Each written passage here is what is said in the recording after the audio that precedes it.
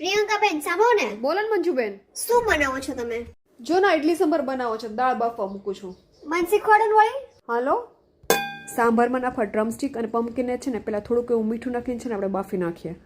પછી તડકા માટે છે ને રાઈ, જીરું, અદરક, લીમડો, કાંદા અને બધું નાખીને છે ને મિક્સ કરી નાખવાનું.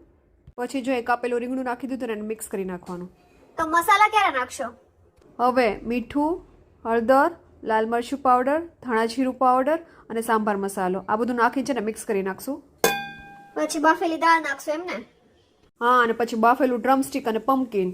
પછી 3-4 મિનિટ સુધી ઉકળવા દેશું. પછી આપણે ગોળનો ટુકડો અને લીંબુ નીચવી દેશું.